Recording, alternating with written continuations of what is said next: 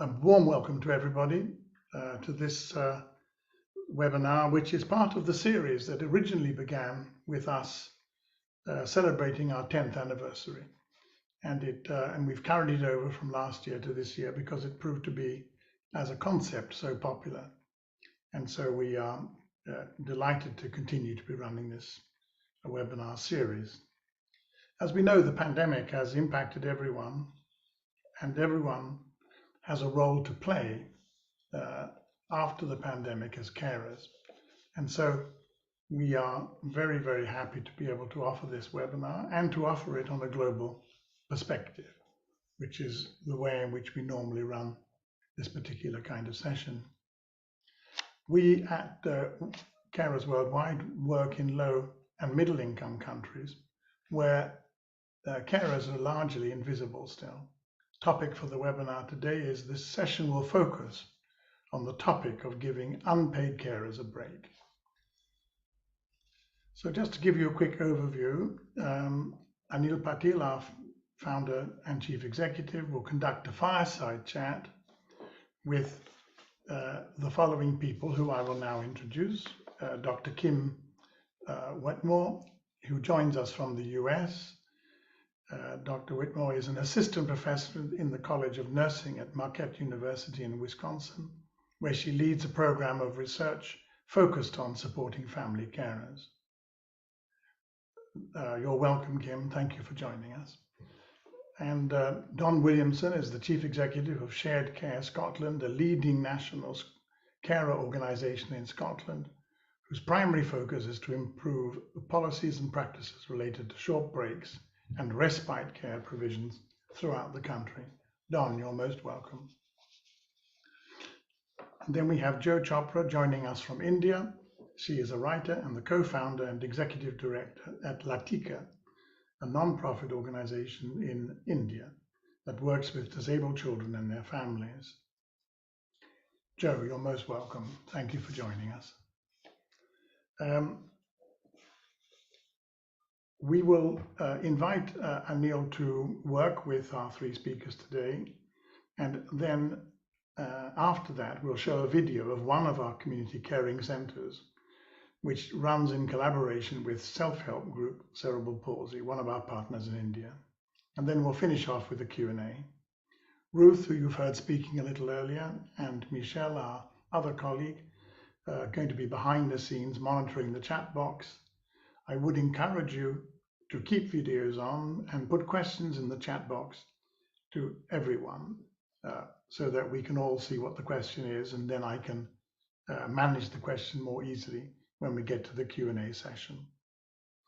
If you like, you can manage the caption or transcription button at the bottom of your Zoom link, if that helps you to get the flow of conversation. Do please put it on. And now, just as we start, if you'll be kind enough to put into the chat something along the following lines. What does respite mean to you? Maybe 3 words. What does respite mean to you? Just a short, cryptic session, and then please finish that off with your name and where you are from, which country you're from. That would be great to have that in the chat as we begin. So without further ado, Anil, I'm going to hand over to you now for you to grill, oh no, I don't mean grill, I mean discuss with Kim and Jo and Don. And may I hand it over to you straight away? Thank you, Chris. Just to briefly introduce about Chris, some of you know already him. He is our ambassador and past chairman of Carers Worldwide, and currently is facilitating the session. Greatly appreciate Chris. And I will be facilitating this fireside chat. As Chris has asked all of you, what does it mean, a respite and a short break, to write briefly. So I would like to define what Carers Worldwide believes and what globally talks about respite and short breaks. Respite is achieved through a short break from caregiving responsibility that provides the caregiver a sense of relief, enhances family well-being, and strengthens the caring relationship.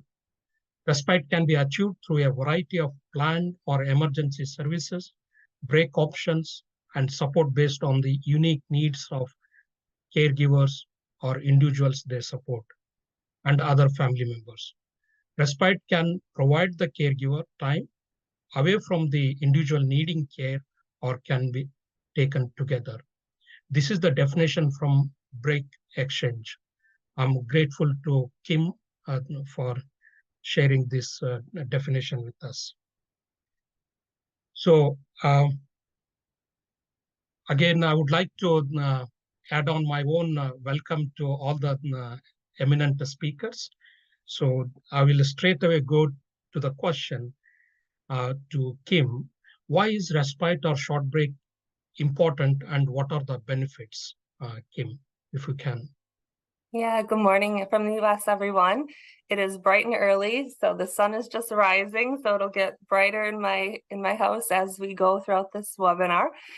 But here in the US, I just want to set some context that there are more than 53 million family caregivers, which is nearly 1 in 5 adults that are providing care to someone, paid or unpaid. That's an estimate of over $600 billion of unpaid care, according to the AARP. And so we know that many family caregivers provide care for their loved ones 24/7, 7 days a week, 365 days a year.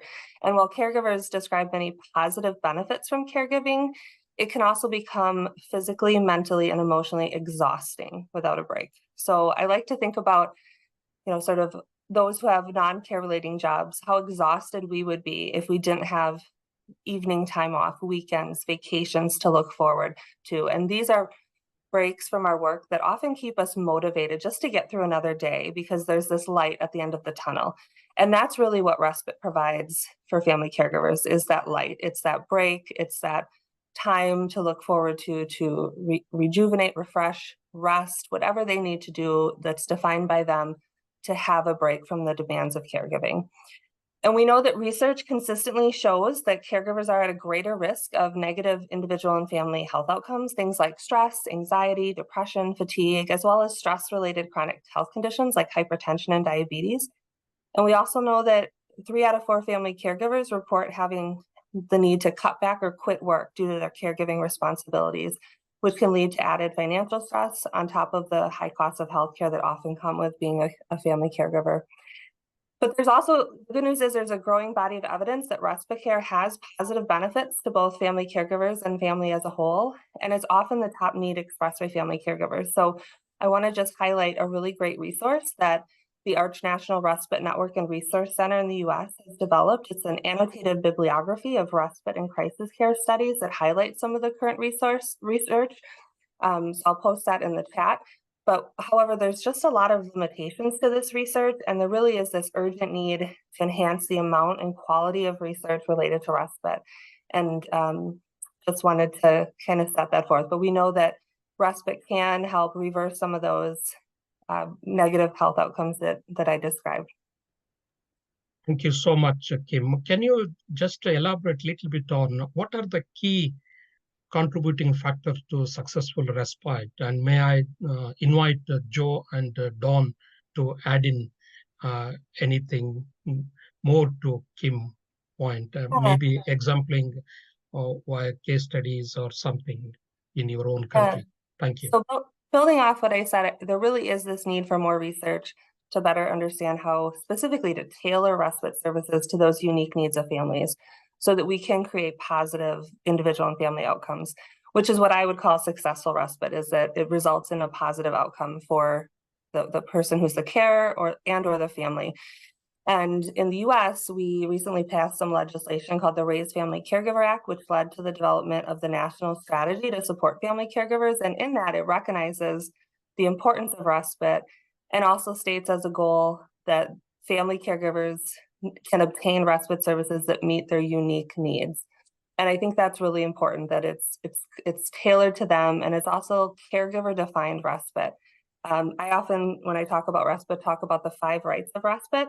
We need to give the right family, the right type of respite in the right location at the right time for the right duration, for the right frequency. And trust is a huge factor in that, making sure we know who is providing the respite, what their qualifications are. And also, it's really critical to ensure that respite care is culturally and linguistically appropriate so that we can continue to help reduce barriers that contribute to those inequitable access of the use of respite services. And there's some great resources that ARCH has developed through the Committee for the Advancement of Respite Research that I'll share that talks about cultural and linguistic research, as well as a new framework that was just published on the value of respite that really highlights some of these pieces that need to fit in order for respite to result in positive outcomes. And I'll ask Don to add in on that. Mm-hmm. Yeah, really just, I'd be echoing a lot of what Kim was saying. I mean, just firstly, when we're thinking about the negative impact of caring, there is of course a positive impact that Kim was alluding to. What we're really referring to here is unsupported caring. But what we know is that where caring is properly supported, it can be a very positive experience in people's lives. It can give people that real sense of purpose in their lives. It can really help to bond those caring relationships with the people that they care for. It can open up new avenues, experiences, and opportunities that might otherwise not be known to the carer. So supported caring can be a positive experience if people have got the support systems around them so that the carers and the people that they care for can lead the life that they want alongside those caring responsibilities. And we talk about carers needing to achieve balance in their lives so that caring doesn't tip over into a point where it really is having a detrimental impact on people's health and well-being. And we know that access to regular, meaningful breaks from caring can be a really key component of carers being able to achieve that balance. And one of the biggest concerns that carers share with us, and this also applies to the people that they're caring for, is this incredible sense of isolation that they can feel, of being completely cut off from what you might describe as ordinary life. And we now know that people who experience this social isolation, people who don't have or have poor family or community connections, don't have friend networks, are at much higher risk of experiencing mental ill health and also, tragically, premature death. And this is, this information is comparable, or these risks are comparable with well-established risk factors like, obesity or smoking. So I think this was particularly evident for us during COVID, where many of the support services that carers were accessing, including those breaks from caring, were completely, cut off from them. And then, that sense of isolation was really kind of amplified. In terms of, what contributes, or what are the key factors contributing to successful respite, we actually have quite a lot of research that would give us a good indication of what makes good respite. I mean, I think the first thing is that people should have, carers in particular, should have trust and confidence in the providers. So if people are using respite care services, then the carers need to have complete trust and confidence in the quality of care that's going to be provided by those services, because they're entrusting, their loved ones to those services. And we also hear that good communication is really key as well, both before, during, and after the break, because that just provides that extra confidence and reassurance that carers are looking for. And I think the other thing is really, and I know some people have popped this in the chat as well, is this of being free from guilt. And I think a lot of carers carry this guilt around with them. They just think they're undeserving of a break, or it's some indication that they're failing to be able to cope. Or, the number of carers that we hear that say, actually, there are probably other carers who are more deserving of a break than we are, so we're happy to kind of pass on this. So I think it's really about giving carers that permission to think that it's okay, for you to have a break and for you to sort of look after your own well-being needs, because ultimately what that will do is improve your capacity and resilience to be able to continue to care, which obviously is in everyone's interests. So I think that's a really important message to get across, that, you know, having a break is okay, and we should give carers permission to think that. Thank you, Don. Really, very good point you highlight here. Joe, would you like to add anything from your side? Yeah, I was actually quite stunned when I heard Chris give my introduction, that it wasn't mentioned there that I was a carer.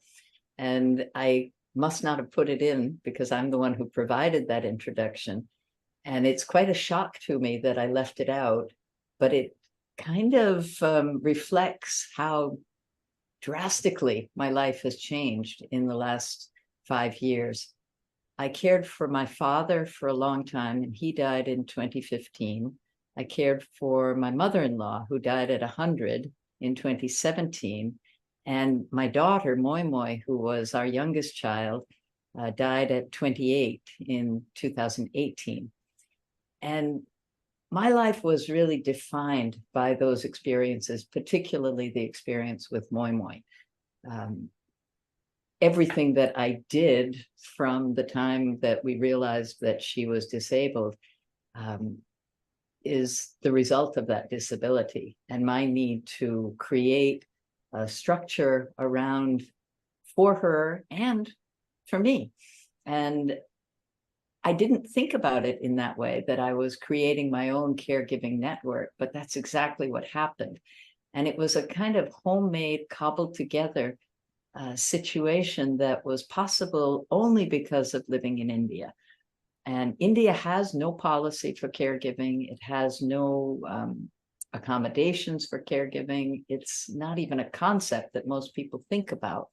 But because of the kind of people that I was able to gather around us for Moi Moi to have a school to go to, and then, you know, all the people who came to work with us in many different roles, those people are the same ones who provided the support that was so vital for me and for my family and for Moi Moi. And I'll talk more about that later. But the second thing I want to say is that caregiving requires a person who needs care, right? So it's a two-way street. And only thinking about the person who's providing the care doesn't work for me. I have to think about the person who's receiving the care, because if they're not enjoying it, if they're not having a good time, I'm not going to have a good time. And I experience that in so many ways with Moi Moi in particular, but with my parents also, with my mother-in-law. You know, so we were very, very particular to make sure that they got what they needed, and that care breaks were a break for them too. One of the best things somebody told me when my other two children were small, you know, and Catholics, we just love to feel guilty about things. So I was feeling guilty even to leave them with a babysitter sometimes and go out with my husband or just do something on my own. And one of my good friends said, you know, our kids need a break from us too. You think they want to be with us all the time? Like a frazzled, irritated mother who's just like trying to get through the day. So that really informed the way that I thought about Moi Moi in particular, that she didn't need me to be a martyr. She didn't need me to be a saint and stoically get through the tasks of caring for her. She wanted to meet some people who were fresh and happy and excited about their time with her. And some of the things that used to happen were so casual. Like, I think Shyla, one of my old friends, is here on the call, and she used to just drop by the house and say, "Can I borrow Moi Moi? I want to do some fun things." And, you know, she would act like it was a favor to her that she was getting to hang out with Moi Moi, and off they would go. And Moi Moi loved Shyla so much, and they would have a wonderful time together. That happens in India a lot. You know, people just pop in, drop in, be there in the house so that you can do something else. You know, I remember the same thing with Ina, who's also on this call. And, you know, that kind of thing, like, is more casual, not as dependable. You know, it does rely on them having free time at the time that, you might not need it right then, or you might need it and nobody's available. Yeah. But I think that network is something that is possible in a society like India's. And I'll talk a little bit more about that later. Thank you, Joe. I totally echo with you what you said about need to recognize the role of caregivers and care receivers as well. So I feel that these two are two sides of the same coins. The role of caregiver has emerged because there is a need for care receiver is there. Anil, And how can we create that? Sorry, Don. Oh, sorry, I lost the sound there. I was wondering if I could just quickly respond to a really good point that Joe has made. And I think there's we've been evolving carer support services for the last 40 years or so. And I wonder if perhaps we got to a point that we've maybe underestimated the value of those natural supports and the importance of family and community, and sort of formalized a system here. And as a result, we've kind of limited options. We've kind of created these very limited menus of services that people can select from, but don't necessarily build on people's own individual connections, or don't sort of help to reinforce and strengthen those connections.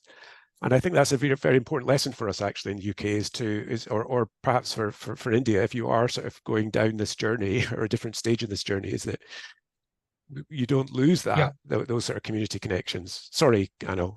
No, thank you, Don. Perhaps this third question you might wish to elaborate a little bit on, particularly for Don and Joe. You started alluding on in terms of what does respite or a short break looks like in different contexts around the world. So if we can share the differences between UK and India. I know, Joe, you talked about there is no concept of respite care and there is nothing exists in the policy and all, but you were started talking about family members and joint family, extended family, but friends and neighbors, how they are able to. And similarly, Don, if you can share a little bit spotlight on that, that would be great.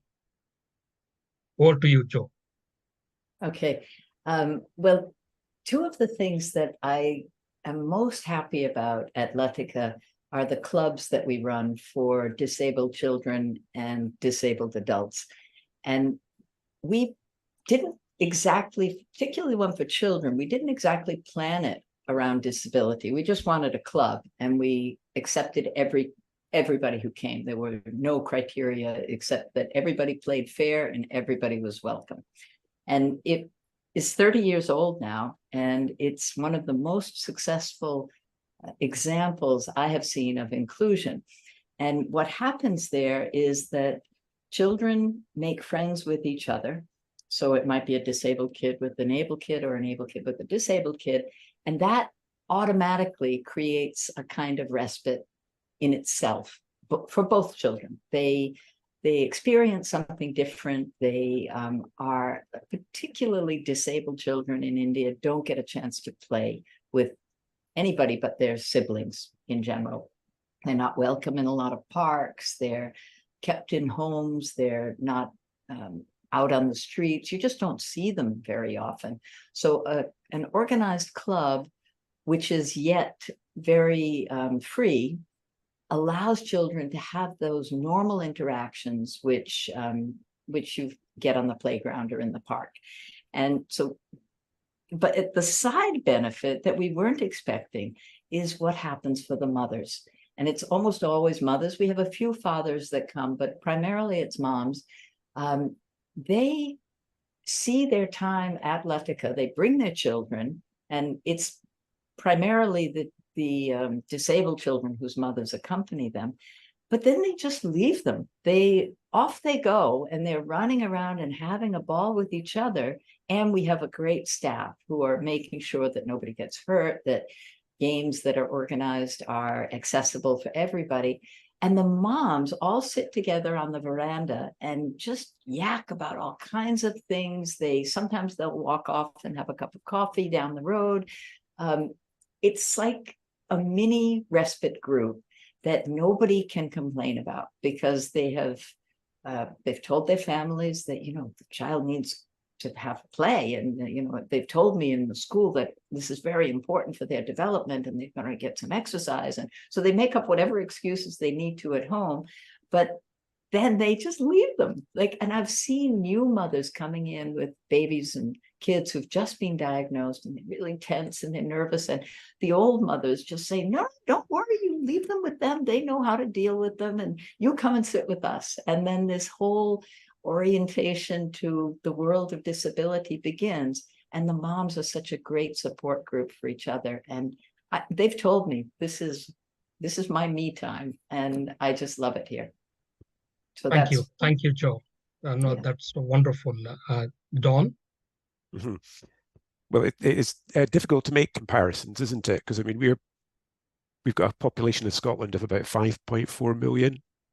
Joe, what are you, about 1.5 billion or something in India? Yeah, 1.35. Yeah. Yeah. So, and as I said, we've been sort of evolving our support services over 40 to 50 years. We have an established health and social care system.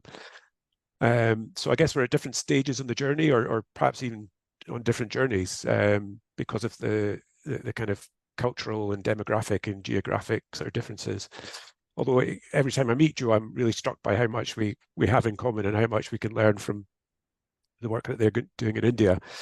But in Scotland, we have about 840,000 carers. That's about 1 in 7 of the population, if I've done my maths right. We have a wide range of organisations spread throughout the country that provide a range of different short breaks. I think we have about 400 different services listed on our own directory, and there will be more than that. Now, most of those organisations will be not for profit, and increasingly we're seeing more of our direct delivery services being provided by the not-for-profit sector, but they will rely on funding from their local authorities, which is our local government, to deliver many of those services. And that funding they receive will be topped up through their own fundraising, and perhaps also charges made to service users. And depending on the organisation, they're going to offer a wide range of different types of break, covering in-home provision to out-of-home provision, services that are provided locally in the community, in day centres, or overnight residential care provided perhaps out with where the carer stays. And I should say that many of these organisations will not necessarily describe themselves as respite services.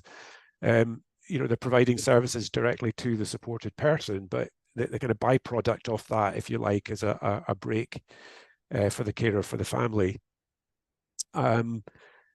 In Scotland, we also have specific legislation that applies to unpaid carers, our Carers Scotland Act, which came into effect in 2018. And this gives carers certain rights and entitlements, including the right to a personalised support plan.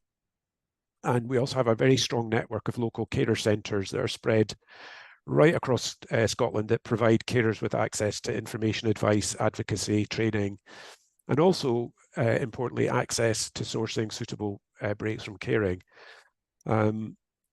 So, we do have a fairly well-established infrastructure, and the government has also just introduced recently, and this is draft legislation going through our Parliament right now, to give all carers a legal right to a break from caring. And that's a very important development in establishing that kind of legal entitlement. And I don't want to say too much about it now, because the devil is in the detail, and we're still working through the detail. And I should also say, just as a bit of a caveat, is that even though we have, what I consider to be very good legislation and a very good infrastructure, sometimes it's the implementation of the legislation that is difficult. And therefore, when legislation is supposed to ensure that there's a consistent delivery of policy across the country, including, better access to breaks from caring, I think carers' experiences on the ground can be quite different, because often it's you have national legislation, but it's delivered through local government, and sometimes they have other priorities and how they and kind of spending commitments. So it's difficult to get that consistency. But this new right to a break, I suppose, is another attempt to try and improve the consistency and quality of access to breaks for all carers. And I guess the final thing I was going to say, Anil, just at this point, was to say that we are trying to move away, I guess, as many sort of countries at a similar stage to ourselves are doing, from what might be considered the sort of traditional form of respite care, which is where the carer and the person that they care for is often separated, and the cared for person might go into some kind of specialist accommodation or provision. We're trying to move much more to a kind of more flexible approach, where carers can choose, what kind of break would best meet their particular needs and circumstances, and the needs and circumstances of the person that they care for.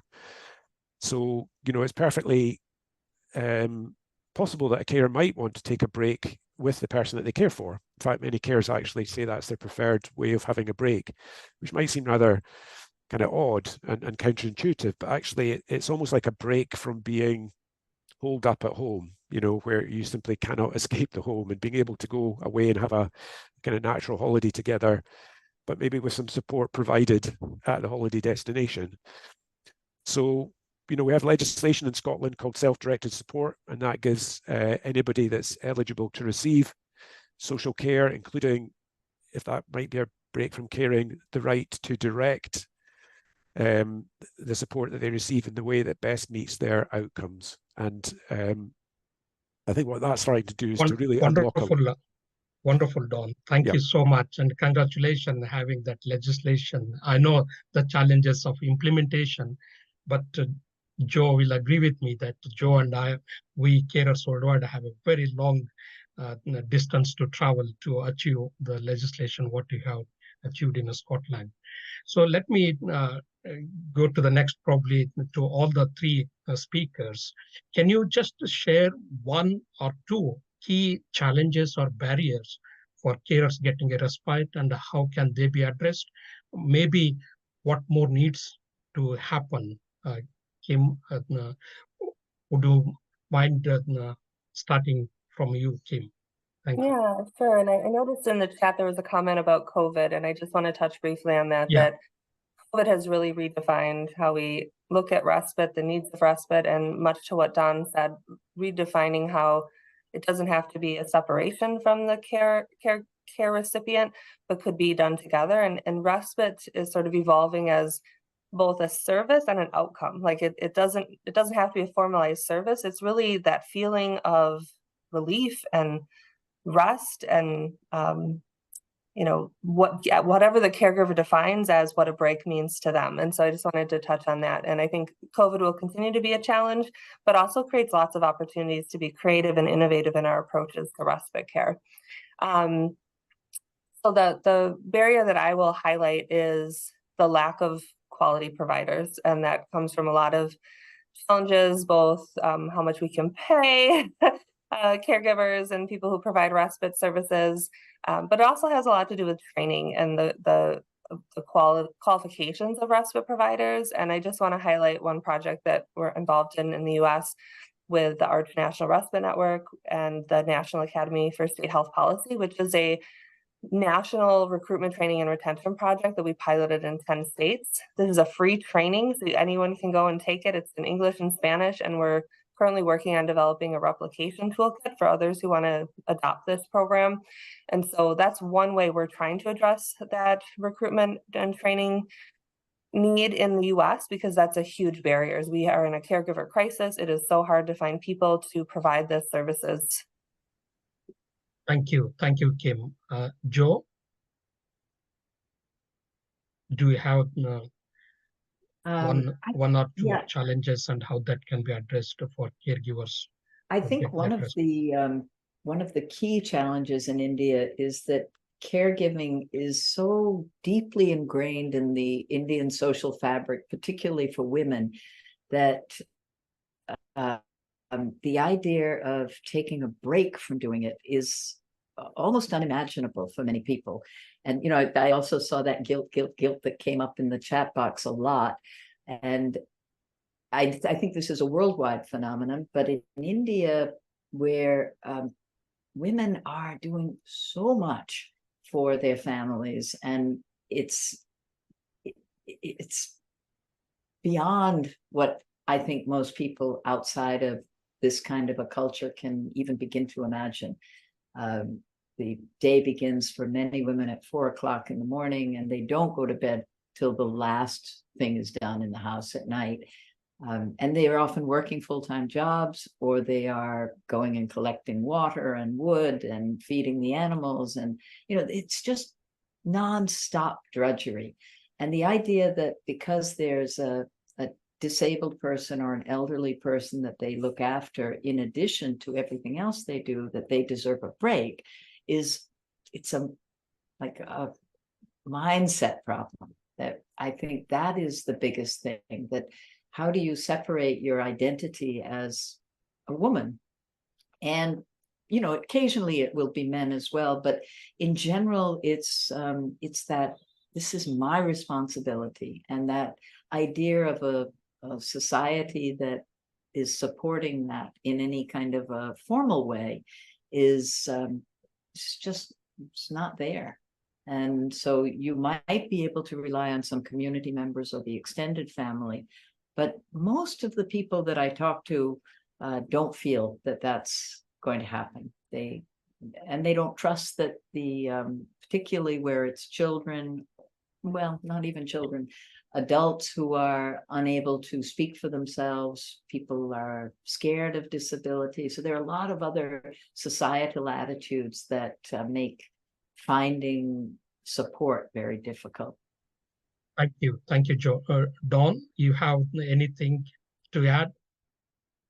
Well, I think I would echo Kim's point about the sustainable funding is really key to this, but I also think it is about unlocking other ways of people accessing breaks. And I think what this means is that we need to redefine the relationship that we have between social care services, who are the people who assess needs and allocate resources, the short break providers who deliver those support, and the carers themselves. And this should be, I think, you know, going forward, has to be much more of a relationship of equals, or a kind of partnership where everyone is working together to try and co-produce short break solutions that are, you know, much more individualized, taking account of, you know, individual family needs and circumstances.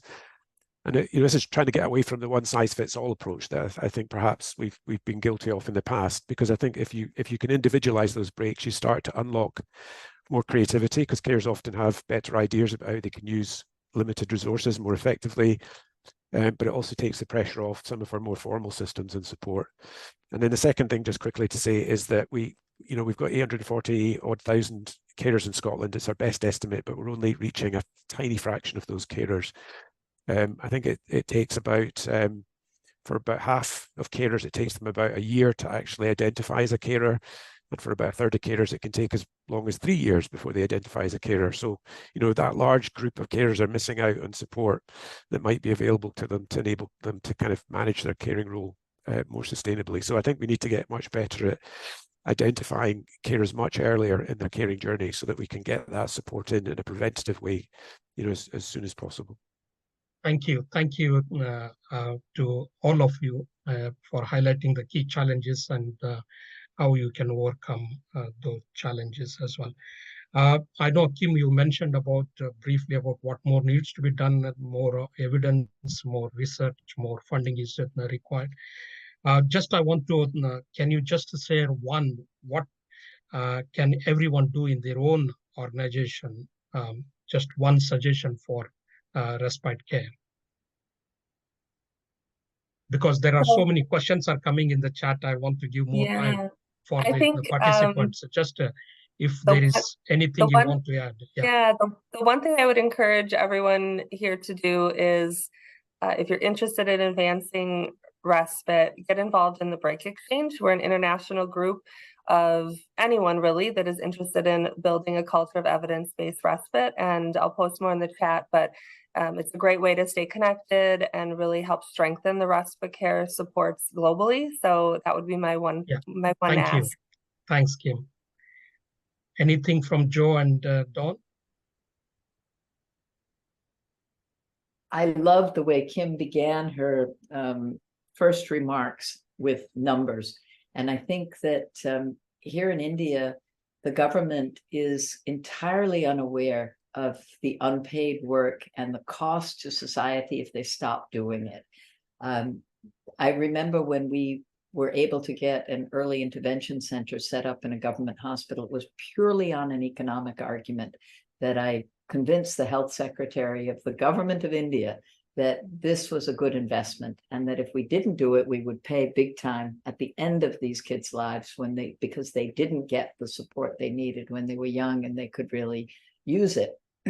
So I think that here in India, we should get those kinds of numbers. We should borrow your formulas, Kim and Don, and be able to give people real data to say why this is so important and what people are doing that and we've got a huge unemployment problem, and there are wonderful, wonderful people who would love to do this kind of work if they were going to be paid properly for it.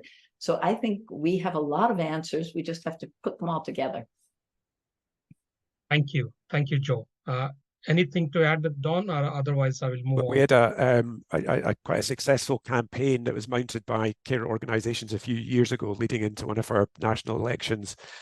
And the catchphrase was "Carers have votes," and I think that was actually a powerful message that given that 1 in 7 of the population is a carer, and I think given the sort of demographic and health changes that are taking place, the chances are everybody will be a carer at some point in their lives. Is worth our political parties just knowing that these people have voting power, and I think that's a very important message to get across. So I would say if you can use that to leverage some attention or awareness, then that might be a good way to go. Great. There is a lot of key takeaway messages are there. A lot of work needs to be done. Thank you so much. Now I have the pleasure and privilege to introduce our partner organization, Self-Help Group for Cerebral Palsy in Nepal. They are working in 22 districts of Nepal, particularly children with cerebral palsy and neurological disorders and their caregivers.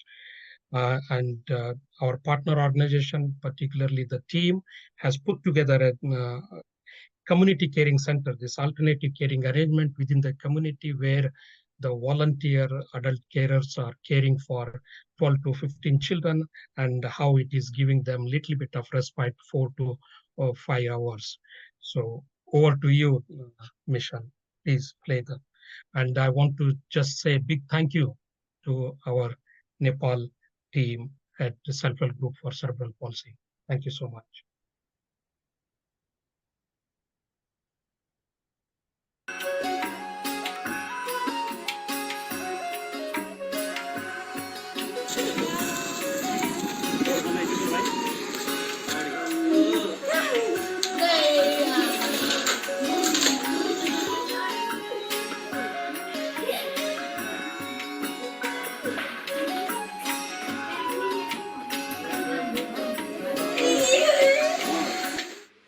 नमस्ते, मेरो नाम अन्त खड्का। म yes केन्द्रमा फेसिलिटेटरको रूपमा काम गर्छु। 14 जना संरक्षकहरूले यस स्याहार केन्द्रबाट सेवा लिइराख्नु भएको छ र बच्चाहरू बिहान 10 बजे आएर बेलुका 4 बजे घर जानुहुन्छ। प्रत्येक बच्चाहरूको क्षमता अनुसार आइपी प्लानहरू बनाएर उनीहरूलाई क्रियाकलापहरू गराइन्छ, जस्तै फिजियोथेरापी, शैक्षिक क्रियाकलाप, एडिएलका कुराहरू गराइन्छ। जब आफ्नो बच्चाहरू केयर सेन्टरमा आएपछि केयर्सहरूले फ्री टाइम पाउनु भएको छ, त्यो फ्री टाइमलाई चाहिँ युटिलाइज गरेर आफ्नो जबहरूलाई कन्टिन्यू दिइराख्नु भएको छ। कसैले पढाइलाई, कसैले राजनीतिकलाई, कसैले बिजनेसलाई, कसैले अफिस गरेर आफ्नो फ्री टाइमलाई चाहिँ युटिलाइज गर्नुभएको छ। यहाँ आउनु अघि चाहिँ तनावमा हुनुहुन्थ्यो दुखी हुनुहुन्थ्यो भने यहाँ आइसकेपछि चाहिँ खुसी अहिले आफूलाई विभिन्न क्रियाकलापहरूमा सहभागी गर्न पाएर बच्चाहरूसँगै काम गर्न पाएर खुसी हुनुहुन्छ अहिले चाहिँ। नमस्ते, मेरो नाम रञ्जिता आचार्य हो र म मेरो छोरा रिसन भट्टराईको ख्याल राख्छु। धेरै किसिम मेरो बाबु स्याहार केन्द्र जानुभन्दा अगाडि मैले धेरै किसिमको चुनौतीहरू गरेको थिएँ। मैले दिनरात एक्लै बच्चालाई स्याहार गर्नुपर्दा मलाई धेरै गाह्रो भइरहेको थियो। मैले एकछिन पनि आफ्नो लागि समय निकाल्न सकेको थिइनँ। कहीँ बाहिर लिएर हिँड्दाखेरि आफ्नो साथीभाइहरूका मेरो बाबुले सरसामानहरू उहाँ त्यता फ्यालिदिने गर्थ्यो र मेरा ती साथीहरू भाइहरूले यस्तो बच्चा लिएर हिँड्नुभन्दा त बरु घरमै राखेर बस्नु नि थुनेर भन्दा मेरो मन साह्रै रोएको थियो। त्यो अहिलेसम्म ती गरेका चोटहरू म बिर्सिन सक्दिनँ। वरपर छरछिमेकीले पनि तपाईँको जिन्दगी गयो यस्तो बच्चा पाउनु भएको रहेछ भन्दा मुटु नै भकानिएर आउँथ्यो। घर परिवारमा पनि कहिलेकाहीँ अब यही छोरो हेर्नु बस्नु भनिदिनुहुन्थ्यो। त्यो भन्दा पनि मन पुरा दुखी भएर मेरो जिन्दगी यसरी नै बित्ने भयो जस्तो लागिरहेको थियो। यस स्याहार केन्द्रमा आउनुभन्दा पहिले बाबु म पनि आएर यहीँ भोलिन्टियरको रूपमा 3 महिना जति काम गरेँ। अहिले म यही शिक्षिकाको रूपमा काम गरेर मेरो बच्चा जस्ता अरू डिसेबल भएको बच्चाहरूको पुरा ख्याल राखिरहेको छु। मेरो लागि यो स्याहार केन्द्र ठुलो महत्त्व छ। पहिले मेरो बाबु मसँग हुँदाखेरि मैले कहीँ बाहिर निक्लिन ओर्न हिँड्न पाउँदिनँ थिएँ, केही काम पनि गर्न पाउँदिनँ थिएँ। अहिले मेरो बाबु स्याहार केन्द्रमा गएपछि मैले मेरो लागि निकै समय निकालेर केही कुरामा जाने, आफ्नो पर्सनल कामको लागि पनि सजिलो आनन्द गरी गएर आउँदछु। यस स्याहार केन्द्रमा आएपछि म र मेरो बाबुमा निकै परिवर्तन भएको छ। मेरो बाबु पहिले रिसाउने, जगल्टाउने, सामानहरू फ्याल्ने गर्दा मेरो मन दुखिरहेको थियो भने स्याहार केन्द्रमा आएपछि मेरो बाबुले त्यो बानी टोटली चेन्ज गरेर ऊ पनि धेरै खुसी भएको छ। नमस्ते, मेरो नाम चाहिँ भवानी ढकाल। मेरो बाबुको नाम चाहिँ श्रेयान नेपाल हो। म चाहिँ मेरो बाबुको केयर गर्छु। मैले चाहिँ हैन मेरो बाबुलाई चाहिँ अब हरेक स्कुलहरुमा लग्दाखेरि अब एडमिसन लिन नमान्ने अनि उले चाहिँ अब सबैलाई अब टोक्ने कुट्ने गर्दाखेरि कुनै स्कुलमा नि एडमिसन लिन चाहिँ मान्दैन थियो। अनि अब कुनै हुन्छ नि अब आफन्तकोतिर जाँदाखेरि पनि उले अब चकचक गर्दिने सबैलाई कुट्ने टोक्ने गर्दाखेरि चाहिँ अब नल्याइदिए हुन्थ्यो भनेर त्यस्तो व्यवहार गर्ने हैन त्यस्तोहरु सहन पर्यो। अनि अब त्यस्तै मेरो चाहिँ बाबु यो स्याहार केन्द्रमा आइसकेपछि चाहिँ हैन म आफ्नो पढाइ चाहिँ रोकिएको पढाइहरु चाहिँ मैले निरन्तर गरिराखेको छु। अहिले चाहिँ पढ्न पाइराखेको छु। यो स्याहार केन्द्र चाहिँ मेरो लागि चाहिँ एकदमै धेरै महत्त्वपूर्ण छ। यो स्याहार केन्द्रबाट चाहिँ हैन म चाहिँ अब एकदमै ठूलो पीडाबाट मुक्त हुनु हो। मेरो बाबु चाहिँ हैन यो स्याहार केन्द्र आउनु भन्दा पहिले चाहिँ एकदम कुट्नी टोक्नी गर्थ्यो के अनि आइसकेपछि चाहिँ कुट्न टोक्न पनि एकदमै कम गरेको छ। अहिले चाहिँ मलाई पनि एकदमै कुट्नी टोक्नी गर्थ्यो पहिला। अहिले चाहिँ अब यहाँ ल्याइसकेपछि मलाई पनि कुट्न टोक्न पनि एकदमै कम भइसकेको छ। मेरो बाबुमा चाहिँ त्यसरी परिवर्तन आएको छ। अनि अब म पनि एकदम डिप्रेसनमा गइसकेको मान्छे हैन अब यहाँ ल्याइसकेपछि चाहिँ एकदम अब म आफू पनि फ्रेस महसुस गर्छु। मलाई यहाँ साथीहरूसँग खेल्न मन लाग्छ, पढ्न मन लाग्छ, अन्त साथीहरूसँग खेल्न मन लाग्छ। सबै पैसाहरू म्यामहरूले पढाउनु हुँदा खेल्न पढ्छु।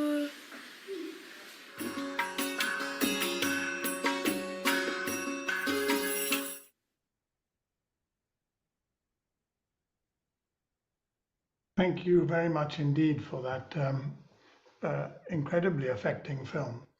And Anil, Kim, Joe, and Don, thank you very much indeed for the fireside chat that you've had. We've had a lot of questions and a lot of comments in the and remarks in our chat, which has been fantastic. I'd like to just quickly jump on one question that came up early in the session, which was from Moinal, and he was talking about creating awareness. He was talking about the question of families and how do you create awareness within the family. And I wondered, Joe, whether you might like to just have a quick go at that one. Sorry, could you repeat the question? Sure. Moinal was talking about awareness meaning how do you create awareness in the family? And because he was saying that it's difficult sometimes to be able to do that. And I'm sure you've had experience of that. Yes, yes. We have groups for all family members. We began thinking mainly about mothers, but then realized that a lot of the difficulties that they had were because of problems at home, not so much that they needed the training or the information about their kid. They were great with their own child, but they didn't get the support from their parents, their in-laws, their husbands often.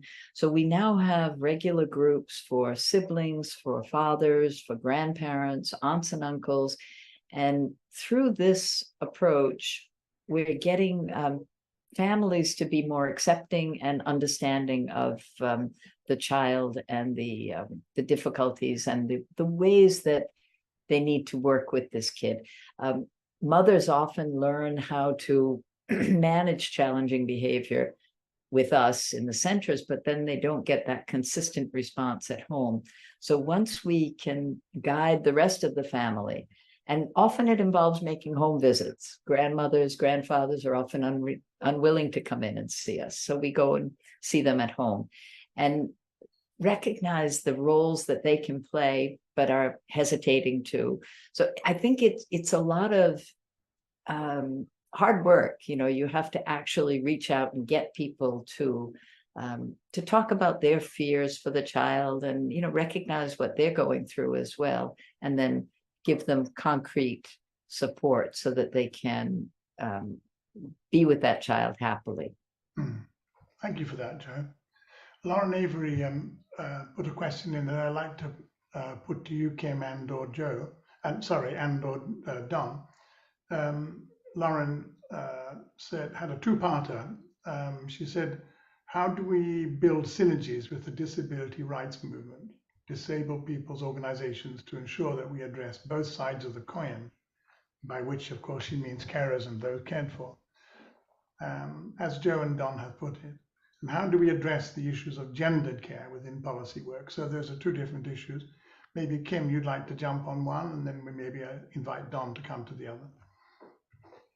Sure, great question. I think you bring up a great point that, as was mentioned several times throughout this webinar, respite care and short breaks is not just about the carers, though we tend to think of that as the primary person we centered around, but it does have a significant impact on the individual receiving care as well as the family as a whole, and we do need to bring in that perspective. That's something I think we haven't done a very good job of, and I think connecting on the national level with those organizations and continuing to just build relationships and host conversations to help inform our policies moving forward is going to be really critical. Thank you. Don, do you want to come in? Well, yeah, I guess just to agree with Kim, and I think we perhaps have been guilty in Scotland, certainly, of having the sort of carer-focused organisations, and then those organisations that are more focused on sort of the disabled people organisations. And I think there is a need to kind of make the connection now, and I think this particularly applies when it comes to short breaks, because as we've said during the conversation, you can't really have good outcomes unless we're taking a more holistic view of the break and making sure that we're achieving what matters to both the carer and to the supported person. There has to be that sort of connection and synergy. So the question, I think, was how do we do that? I think it is just about building some of those relations and coming up with a sort of common agenda that we can work on together. I mean, there's some good examples of that in Scotland where we're very much sort of working from the same sheet, but I think more could be done, certainly. Great.